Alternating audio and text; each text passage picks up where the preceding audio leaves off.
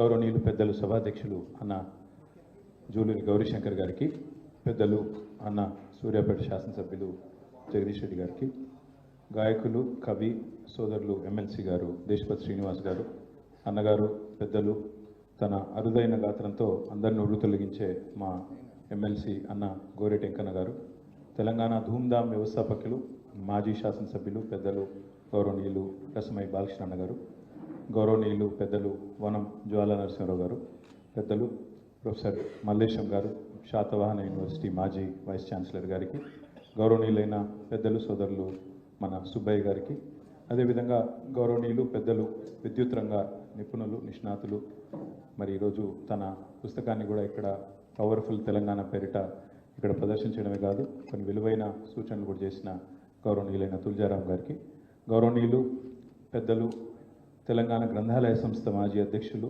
అన్న ప్రొఫెసర్ ఆయాచితం శ్రీధర్ గారికి, గౌరవనీయులు పెద్దలు ఆర్థిక రంగ నిపుణులు ఇప్పటిదాకా సంక్షిప్తంగా చెప్పిన గ్రామ గ్రామానికి ఈ భావజాల వ్యాప్తి జరగాలని కోరుకున్న పెద్దలు పాపారావు గారు, కేసీఆర్ గారి బ్యాచ్మేటు సిద్దిపేటలో జర్నలిజంలో తన మరి వృత్తిపరంగా తన జీవితాన్ని ప్రారంభించి తర్వాత ఇప్పుడు ఒక రచయితగా ఒక నవలిస్ట్గా రూపాంతరం చెందిన పెద్దలు చిరకాల పెద్దలకి మిత్రులు అనలేను నేను, నాకంటే చాలా పెద్దవారు, అంకుల్ అండి అలవాటు అంజయ్ అంకుల్కి, వేదిక ముందున్న చాలామంది పెద్దలందరికీ పత్రికా మిత్రులకి అందరికీ పేరు పేరున నమస్కారం.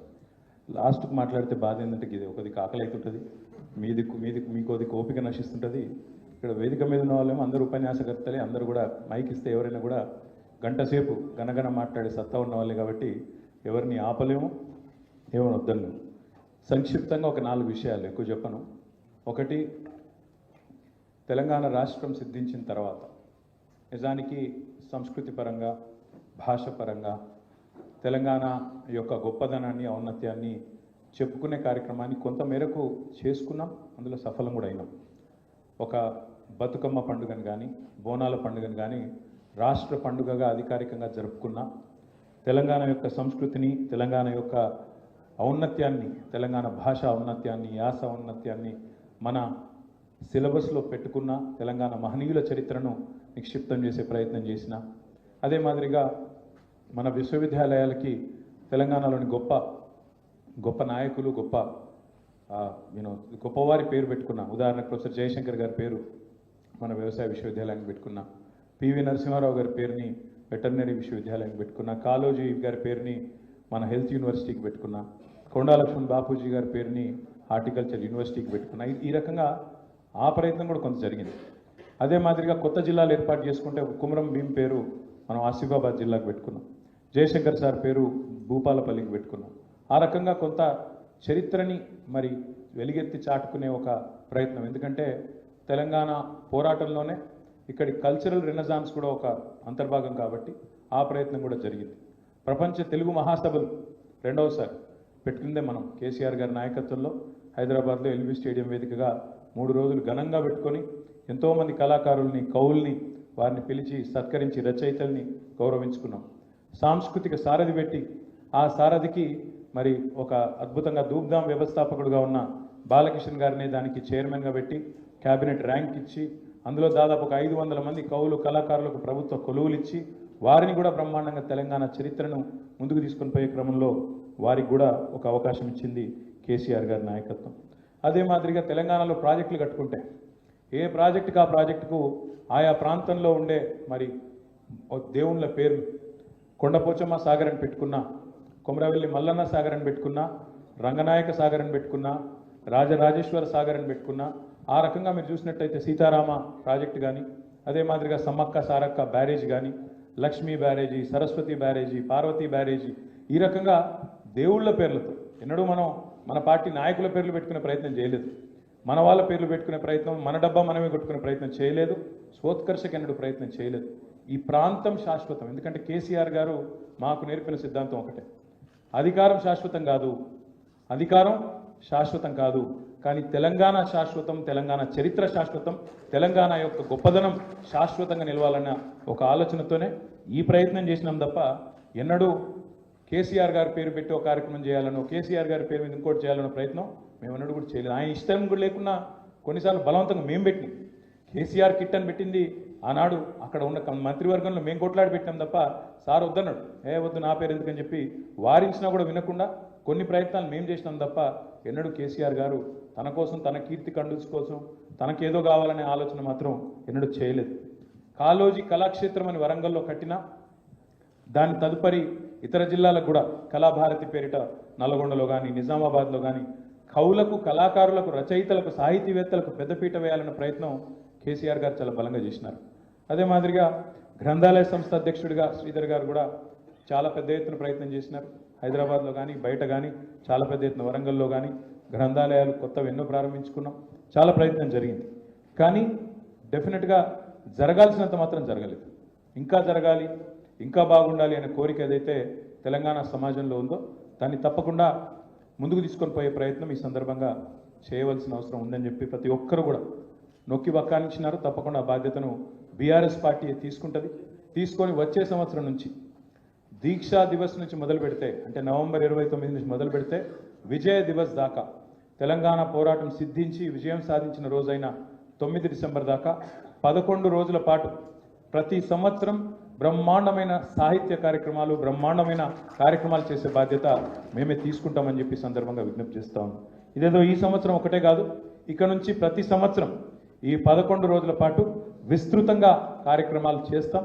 దానికి పార్టీ తరఫున మరి రేపో ఎల్లుండో ఒక 2 డెడికేటెడ్ కమిటీలు కూడా వేసుకుంటాం. ఒకవైపు రచయితలు, సాహితీవేత్తలు, అదొక వైపు, మరొక వైపు కవులు, కళాకారులు, వారితో కూడిన బృందం మరొక వైపు వేసి బ్రహ్మాండంగా Telangana literature day, Telangana literature festival కూడా ఈ 11 రోజుల సందర్భంగానే ఒకటి బ్రహ్మాండమైనది ఏర్పాటు చేస్తాం. హైదరాబాద్ కేంద్రంగా, వరంగల్ కేంద్రంగా, పాత 10 జిల్లాల కేంద్రంగా కూడా తప్పకుండా ఆ కార్యక్రమాన్ని కూడా చేస్తామని చెప్పి కూడా ఈ సందర్భంగా నేను విజ్ఞప్తి చేస్తాను. సాహిత్య కార్యక్రమాలు, పుస్తకావిష్కరణలు, ఎందుకంటే దేశపతి శ్రీనివాస్ గారు చెప్పింది కరెక్ట్. సింహాలు తమ గాథ తాము చెప్పుకోకపోతే వేట కుక్కలంటే బాగుండదేమో, వేటగాళ్ళు చెప్పే పిట్టకథలే చరిత్రగా నిలిచిపోతే అని వారు ఏదైతే చెప్పినో, సింహాలు తమ గాథ తాము చెప్పుకోకపోతే వేటగాళ్ళు చెప్పే పిట్టకథలే మరి చరిత్రగా నిలిచిపోతాయని వారు ఏదైతే చెప్పినారో అది అక్షర సత్యం. ఇంగ్లీష్లో కూడా దానికి అందంగా ఒక లైన్ ఉంటుంది, history gets written by the victor అని. అంటే యుద్ధంలో గెలిచిన వాడే పరాజితుల చరిత్రను చెరిపేసే ప్రయత్నం చేస్తాడని దాని భావన. ఈరోజు తెలంగాణలో జరుగుతుంది అదే. కేసీఆర్ మీద కోపంతో, కేసీఆర్ గారి మీద ఉండే కోపంతో ఇవాళ ఎన్నికల ప్రయత్నాలు జరుగుతున్నాయి, మీరు గమనించండి. నిన్న ముఖ్యమంత్రి మాట్లాడతాడు, ఎన్టీ రామారావు గారు ట్యాంక్ బండ్ మీద పెట్టిన విగ్రహాల గురించి ప్రస్తావిస్తాడు హైదరాబాద్లో. కానీ ఇవాళ మొత్తం హైదరాబాద్ అంతా అచ్చరు పొందే విధంగా చూసే 125 అడుగుల నిలువెత్తు అంబేద్కర్ విగ్రహం గురించి మాత్రం ఆయన నోట్లకెళ్ళి మాట వస్తలేదు. అంబేద్కర్ గారి పేరిట కట్టిన అద్భుతమైన సచివాలయం, ఒక రాజసౌధం లాంటి, ఒక శ్వేత సౌధం లాంటి సచివాలయం గురించి మాత్రం ఒక్క మాట రాదు. ఇవాళ మొత్తం నిఠారుగా నిలబడ్డ పోలీస్ కమాండ్ కంట్రోల్ సెంటర్ గురించి ఒక్క మాట రాదు. అద్భుతంగా హైదరాబాద్లో కట్టిన ఎన్నో, 1, 2 కాదు, ఎన్నెన్నో ఈ 10 ఏళ్లలో జరిగిన నిర్మాణాల గురించి మాత్రం మాట రాదు. ఎందుకంటే పరాజితుల చరిత్ర మలిపేయాలి, మరిపేసేదో మలిగిపోతుంది అనుకునే ఒక మూర్ఖపు ప్రపంచంలో ఈ ముఖ్యమంత్రి ఉన్నాడు. ఆయనకైనా ఇంకా మిగతా వాళ్ళనికైనా నేను చెప్పేది ఒకటే, కేసీఆర్ మీద కోపంతో సరే రాజకీయంగా మాటల దాడి చేయండి, మీకు వచ్చేటిదే బూతులు, మీకు తెలిసిన ప్రపంచమే గది. కానీ ఒకటి మాత్రం పక్కా, కేసీఆర్ మీద కోపంతో తల్లి రూపాన్ని మార్చే ప్రయత్నం చేస్తే మాత్రం చరిత్ర క్షమించదు. తెలంగాణ తల్లి రూపాన్ని మార్చే ప్రయత్నం, నాకు తెలియక అడుగుతా, వాళ్ళ భారతదేశంలోనే అత్యంత సుసంపన్నమైన రాష్ట్రం, నా లెక్క కాదు, రిజర్వ్ బ్యాంక్ ఆఫ్ ఇండియా లెక్క ప్రకారం తలసరి ఆదాయంలో ఇవాళ అన్ని రాష్ట్రాల కంటే ముందున్నది తెలంగాణ రాష్ట్రం. అట్లాంటి తెలంగాణ రాష్ట్రం, సుసంపన్నమైన రాష్ట్రానికి తల్లి, తెలంగాణ తల్లి మూర్తిభవించిన ఒక దేవతలాగా కేసీఆర్ గారు, అదేవిధంగా తెలంగాణ ఉద్యమంలోని పెద్దలు ఆనాడు ప్రతిష్ఠించినారు 2007 సంవత్సరంలో. అప్పుడెప్పుడో దాశరథి గారు, ఆ తర్వాత రావెల్ల వెంకటరామారావు గారు ప్రస్తుతించినట్టుగా మా తెలంగాణ తల్లి కంజాతవల్లి అన్నట్టుగా బ్రహ్మాండంగా ఇక్కడి సమాజం యొక్క ఒక ఆశయాన్ని, ఇక్కడి సమాజం యొక్క ఔన్నత్యాన్ని, తెలంగాణ ప్రాంతం యొక్క గొప్పతనాన్ని ఒక యాస్పిరేషనల్, ఒక వాల్యూగా, యాస్పిరేషనల్ చిహ్నంగా తెలంగాణ తల్లిని ప్రతిష్ఠించుకున్నాం.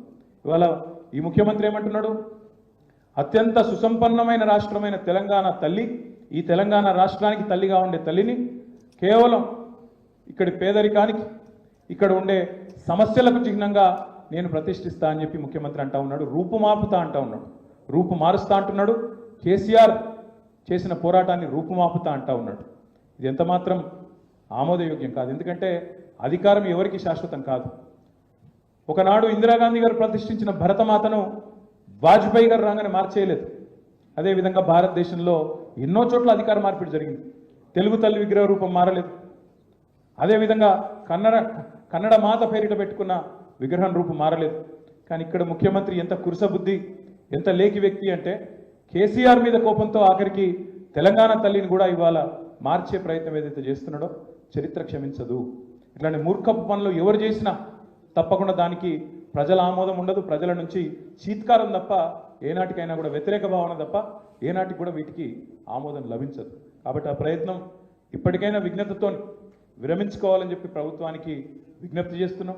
ఒకవేళ వాళ్ళక ఔన్నత్యం కానీ, ఒకవేళ వాళ్ళక పెద్ద బుద్ధి కానీ లేకపోతే ఒకటి మాత్రం పక్క, మళ్ళీ 4 ఏళ్ల తర్వాత ఆ సెక్రటేరియట్లో తప్పకుండా జరగాల్సిన కార్యక్రమం జరుగుతుంది. నువ్వు ఎన్ని కథలు పడ్డా, ఎన్ని కార్యక్రమాలు చేసినా తప్పకుండా మళ్ళీ తిరిగి తెలంగాణ తల్లే తన సరైన స్థానంలో ఉంటుంది.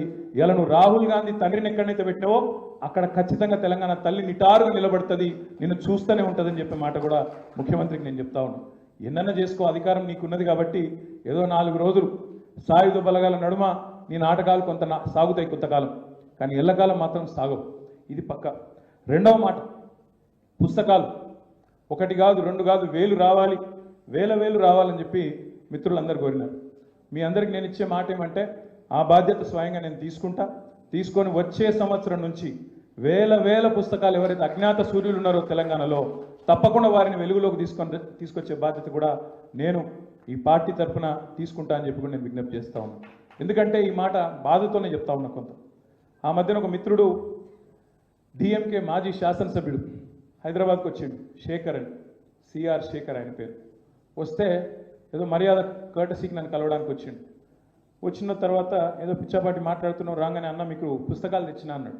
ఏంటి అని చూస్తే ఒకటి బాబాసాహెబ్ అంబేద్కర్ గారిది, ఇంకొకటి మహాత్మా గాంధీ గారి యొక్క మరి జీవితానికి సంబంధించి 2 పుస్తకాలు తెచ్చి నా చేతిలో పెట్టిండు, ఫోటో దిగిండు. దిగినాక కూర్చున్న తర్వాత మరి పుస్తకాలు ఎందుకు తెచ్చినావు బ్రదర్ అని నేను అడిగాను. అన్న మాకు ఒక అలవాటు, మా పార్టీలో ఎవరిని కలిసినా, పెద్దలను కలిస్తే ముఖ్యంగా మేము మా పార్టీ యొక్క ఐడియాలజీకి సంబంధించిన పుస్తకాలు, ద్రవిడియన్ ఫిలాసఫీ, ఐడియాలజీ, పెరియార్ నుంచి మొదలు పెడితే తమిళ కల్చరు, వాటికి సంబంధించిన పుస్తకాలు మేము బహుమతిగా ఇస్తూ ఉంటామన్నా. హైదరాబాద్ రాగానే మిమ్మల్ని కలవాలనుకున్నప్పుడు నేను కూడా పోయి హిమాలయ బుక్ డిపో పోయినా మీ దగ్గరకు వచ్చేటప్పుడు, మరి తెలంగాణ చరిత్రకు సంబంధించిన ఏమైనా ముఖ్యమైన పుస్తకాలు ఏమైనా దొరుకుతాయేమో అని చెప్పి దేవులాడినా. దురదృష్టవశాత్తు అక్కడ దొరకలేదన్నా. అందుకే దొరికిన 2 మంచి పుస్తకాలు తెచ్చి మీకు ఇచ్చినా అన్నాడు. ఎక్కడో గుండె చిన్నగా ఆయన కావాలని ఇన్సల్ట్ చేసినట్టు కాకపోయినా ఎక్కడో కొద్ది గాయమైనట్టు అనిపించింది. అయ్యో మనం ఈ పని చేసి ఉండాల్సిందేమో, ఇంకా విస్తృతం చేసి ఉండాల్సిందేమో అనే మాట అనిపించిన మాట వాస్తవం. ఎక్కడో కొద్దిగా మనసు చూక్కుమన్నది. అందుకే దాని ఆధారంగానే చెప్తా ఉన్నా. తప్పకుండా ఇందాక పెద్దలందరూ చెప్పినట్టుగా ఇంకా చాలామంది పుస్తకాలు, ఇవాళ కేవలం మీరు చూసింది కొన్ని మాత్రమే. ఎందుకంటే ఒక మంచి కార్యక్రమం చేయాలని చెప్పి గౌరీశంకర్ గారు సంకల్పించగానే తప్పకుండా చేద్దాం అనుకొని మరి ఈరోజు పరిమితమైన స్థాయిలో మాత్రమే చేసినాం. ఇంకా చాలామంది పెద్దలు రావాల్సి ఉండే, సమయాభావం వల్ల, వాళ్ళకి సమాచార లోపం వల్ల కూడా కొంతవరకు రాలేకపోవచ్చు. వచ్చే సంవత్సరం మరి చాలా పెద్ద ఎత్తున బ్రహ్మాండంగా ఈ కార్యక్రమాన్ని చేస్తాం. చేయడమే కాకుండా వేల పుస్తకాలు, దానికి పార్టీ నుంచే 2 కమిటీలు కూడా వేస్తాం. ఒకటి రచయితలు, కళాకారులకు సంబంధించి మరి ఏమేమి చరిత్రను ఏ రకంగా బయటికి తీసుకొని రావాలి, దానికి అయ్యే ఖర్చు ఎంత, దానికి ఏర్పాటు చేయాల్సిన ఏర్పాట్లు ఏంటి, వీటన్నిటికీ సంబంధించి ఒక బృందం.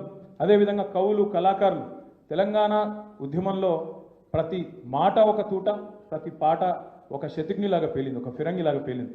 అట్లాంటి పాటలు, అట్లాంటి కళాకారులు, వాళ్ళ అద్భుతమైన టాలెంట్ భవిష్యత్తుకు కూడా వినబడాలి, భవిష్యత్తులో కూడా వినబడుతూనే ఉండాలి. కాబట్టి తప్పకుండా దానికి సంబంధించి కూడా ఒక కమిటీ వేయబోతా ఉన్నాం.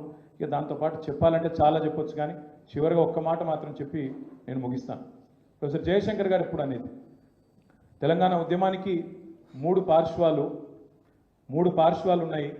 ఒకటి సెన్సిటైజేషన్, అంటే భావజాల వ్యాప్తి. ఎప్పటికప్పుడు చర్చ జరగాలి. ప్రభుత్వాలు తమ మాట తప్పినప్పుడు, తాము ఇచ్చిన హామీలు విస్మరించినప్పుడు, ప్రజలను మోసం చేస్తున్నప్పుడు ఎప్పటికప్పుడు ప్రజలకు చైతన్యవంతం చేయాల్సిన బాధ్యత ఇటు మీడియాది కానీ, ప్రతిపక్షంగా మాది కానీ, ప్రజా సంఘాలది కానీ, పౌర హక్కుల మరి పోరాటాలు చేసే వాళ్ళు కానీ అందరి మీద కూడా ఉంటుంది. సెన్సిటైజేషన్ అనేది నిరంతరం జరగాల్సిన ప్రక్రియ. 365 రోజులు 24 గంటలు ఏ రూపంలో అయినా, మీడియా రూపంలో, సోషల్ మీడియా రూపంలో, పాటల రూపంలో, మరి అదేవిధంగా సినిమాల రూపంలో, నవలల రూపంలో రకరకాలుగా జరగాల్సిన కార్యక్రమం. రెండవది యాజిటేషన్, ఆందోళన పదం. ఆందోళన పదం ఎప్పుడు అవసరమైనప్పుడు, సందర్భం వచ్చినప్పుడు. మన లగచర్లో వచ్చింది, ఈ అదానీ గారి విషయమే వచ్చింది. అదే మాదిరిగా ఇంకా చాలా విషయాల్లో ఇప్పుడు గురుకుల బాట నడుస్తున్నది. అట్లా సందర్భం వచ్చినప్పుడు ప్రజల దృష్టికి సమస్య యొక్క తీవ్రతను తీసుకొని పోవాల్సిన సందర్భం ఏర్పడ్డప్పుడు ఔచిత్యాన్ని బట్టి ఆ రోజు ఆందోళన పదంలో కూడా పోవడానికి వెనకాడవద్దు. ఎప్పటికప్పుడు ఆందోళన పదంలో కూడా సందర్భాన్ని బట్టి పోవాలి. ఇక మూడవది డెమోక్రటైజేషన్. అంటే అల్టిమేట్గా ప్రజాస్వామ్యంలో మరి తలరాత రాసేది ఎన్నికలు, ప్రజలు అల్టిమేట్గా ప్రజలే రాస్తారు. ఆ ఎన్నికల్లో వారే కీలక భూమిక కాబట్టి ఆ ఎన్నికల్లో పాల్గొనడం ద్వారా ప్రజాస్వామికంగానే మన యొక్క డిమాండ్ను, మన యొక్క హక్కులను నెరవేర్చుకోవాలి అనే మాట జయశంకర్ గారు ఎప్పుడు చెప్తా ఉండేది. మరి ఈ 3 అంకాల్లో కూడా సెన్సిటైజేషన్లో, యాజిటేషన్లో, డెమోక్రటైజేషన్లో, మూడింట్లో కూడా కవులు, కళాకారులు, రచయితలు, సాహితీవేత్తల పాత్ర ఎంతో ముఖ్యమైనది. కాబట్టే ఈ దీక్షా దివస్ సందర్భంగా వారు తెచ్చిన ఈ పుస్తకాలు, వారు తీసుకొచ్చిన వివిధ రూపాలని వాళ్ళు ప్రదర్శించడం ఇక్కడ జరిగింది. భవిష్యత్తులో కూడా ఇదే రకంగా మరి పార్టీలకు అతీతంగా, రాజకీయాలకు అతీతంగా, ఎందుకంటే ఇందాక నేను చెప్పింది ఊరికే చెప్పలేదు, అధికారం శాశ్వతం కాదు, అధికారమే పరమావిధి ఎన్నటికీ కారాదు. కానీ తెలంగాణ శాశ్వతం, అది సాధించింది తప్పకుండా తెలంగాణ ప్రజల పోరాట స్ఫూర్తితో, అమరుల అమరత్వంతో, కేసీఆర్ నాయకత్వంలో సాధించిన మాట ఇది వాస్తవం. ఎప్పటికైనా ఎవరైనా ఒప్పుకోక తప్పని వాస్తవం. కాబట్టి మనం దానికోసం, అధికారం కోసం కాదు, కేవలం తెలంగాణ చరిత్రని భవిష్యత్ తరాలకు నిక్షిప్తం చేసి అందజేయడం కోసం ఈ ప్రయత్నాన్ని పూర్తి స్థాయిలో చేస్తామనే మాట మళ్ళొక్కసారి మీకు తెలియజేస్తూ, ఈరోజు ఇంత పెద్ద ఎత్తున మరి ఈ కార్యక్రమంలో ఇంత తక్కువ సమయంలో పాల్గొన్న మా మిత్రులందరికీ కూడా హృదయపూర్వకంగా నమస్కారాలు, ధన్యవాదాలు తెలియజేస్తూ జై తెలంగాణ.